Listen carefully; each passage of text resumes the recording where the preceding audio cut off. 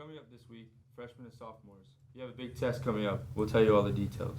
Juniors, your night to shine is just around the corner. Seniors, your last prom to make unforgettable memories is this month. We'll tell you how to get tickets. All this and more On the UpRoar.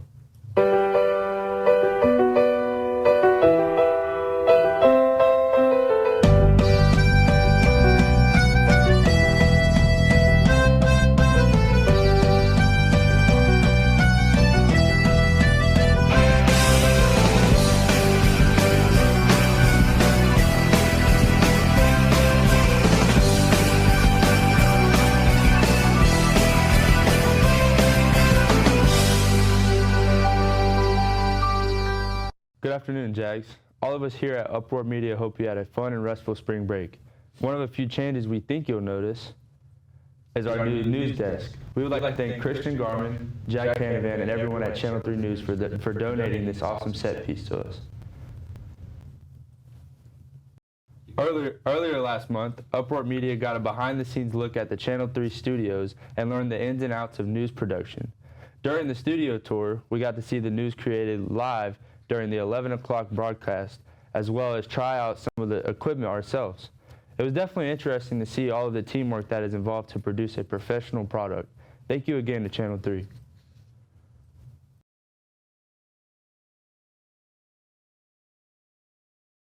Another change coming up is another way students will be making up for academic deficiencies. And here with us today is Ms. Shannon with more information. Thank you, Duke. Thank you, John, for having me. Hello, Jaguars. Good afternoon.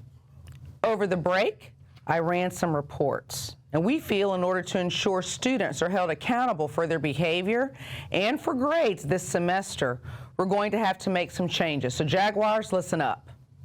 In addition to lunch and learn, we're going to have to create some Saturday morning learning time. So we're going to be starting breakfast and books. Students who have below a 3.5 GPA and a D or an F average in the third quarter, or more than one unexcused absence in the second semester, you will be required to be in the cafeteria on Saturday, starting in April from 6 a.m. to 8 a.m. to noon for breakfast and books.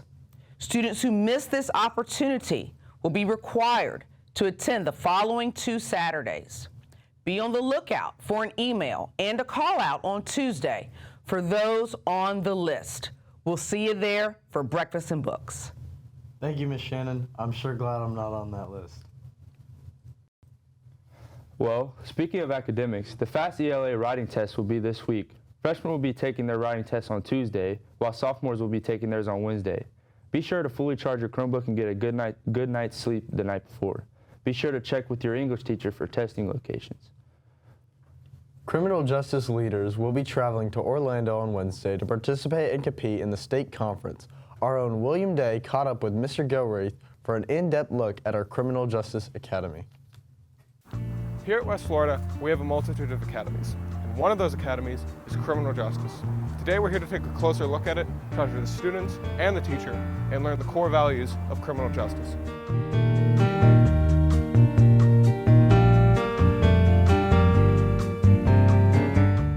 Hi, I'm Marshall Gilreath. I'm the Criminal Justice Academy instructor here at West Florida High School. What does the Criminal Justice Academy teach? The Criminal Justice Academy teaches the 3 basic foundations of the criminal justice system in our country: law enforcement, courts, and corrections. Anything from being an officer to being an attorney to being a correctional officer. How has your experience of criminal justice been so far, and what have you learned? My experience in the Criminal Justice Academy has been very good. I have found my place as the Honor Guard captain, and I take pride in the amount of presentations that we can do to serve not only our school, but also our country and what we stand for. Really what I've learned throughout the years is what I want to do with my life. I knew even before coming here that I wanted to be a lawyer, and coming here really solidified that belief and has presented me many, many opportunities. My experience with criminal justice has been a pretty fun one. I've met a lot of great people. I've had a lot of good experiences. We've done a lot. We've done handcuffing. We're going to be going into fingerprinting and crime scene. We've done traffic stops, firearm safety. many things that actual field officers would do. What career path could one follow after graduating from high school? Well, there are many pipelines and pathways available to a graduate from our academy and from West Florida High School. From something like a crime scene investigator to a deputy, to a special agent with one of our federal agencies, to an attorney, all the way up to a judge. Just a variety of different things, and those are just a few. What do you plan on doing after graduation? Well, currently I plan on going to University of South Florida to major in criminology and go to law school afterwards. Although I will not be pursuing a career in law enforcement, I hope to attend the United States Naval Academy, and then after I commission, I hope to pursue a career in marine aviation. After graduation, one of my main goals was to go into the cadet program that we have here and work my way up to eventually go into fraud examinations, looking into more white-collar crime. Is there anything else you'd like to share with us? The students in my academy are special. I really do enjoy coming to work each and every day after spending the time that I've spent in law enforcement, to be able to impart this wisdom and have these conversations that we have in our classroom. It's just exciting, and it's just a great thing to be here every day. Thank you, William, and good luck to those traveling this week. Interested in dual enrollment for next year? Next Tuesday, April 9th, there will be a parent meeting at 8 p.m. in the Morgan Auditorium. Also, juniors will be hosting their capstone projects at Capstone Night on April 11th. Everyone is invited to the gym at 6 p.m. to see the awesome projects and hard work. They're coming up quickly, seniors. The senior trip and prom are both this month. The senior trip to Orlando is from the 11th to the 14th for those who have signed up and paid for their spots. Prom is on the 20th from 7 p.m. to 11 p.m. at the Scenic Hills Country Club.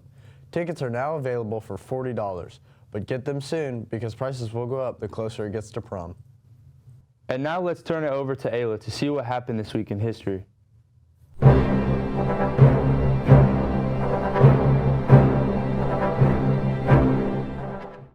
Hello, Jags. I'm Ayla, and welcome back to This Week in History. According to History.com, on April 1st, 1700, English pranksters began popularizing the annual tradition of April Fool's Day by playing practical jokes on each other. Although the day, also called All Fool's Day, has been celebrated for several centuries by different cultures, its exact origins remain a mystery.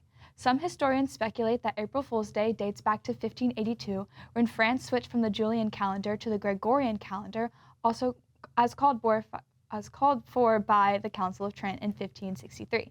People who were slow to get the news or failed to recognize that the start of the new year had moved to January 1st and continued to celebrate it during the first week of March through April 1st became the butt of jokes and hoaxes. Just like when you all believe me about breakfast and books this Saturday. April Fools! April Fools! April Fools, guys.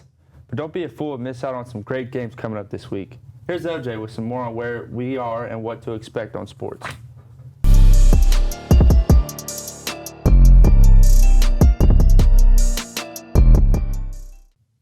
Welcome back, Jags, for This Week in Sports.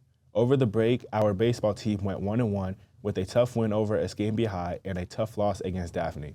Coming up this week, your baseball team has a game against Gulf Breeze on Wednesday and then against Northview on Thursday. Now on to softball, who had a strong performance against Crestview, winning 3-2 over the break. Coming up this week, the softball team has a few games. One Monday against Navarre, one Wednesday against Daphne, and a game Friday against Tate to wrap up our week. To lacrosse, where our girls team defeated Washington High over the break with a score of 10-7. This week, they will finish up their season with their final two games. One on Tuesday against South Walton and the final regular season game on Thursday against Gulf Breeze. Finally, on to boys lacrosse, who over the break went 1-1, beating Washington High, but losing to South Walton. Just like the girls lacrosse, our boys lacrosse team has two games this week to wrap up their season. They have a game Tuesday against Niceville and a season finale on Thursday against Milton. And that concludes This Weekend in Sports. Go Jags, and happy April Fools. My name is Duke Smith. And I'm John. Thank you for watching this week's UpRoar. Stay hard.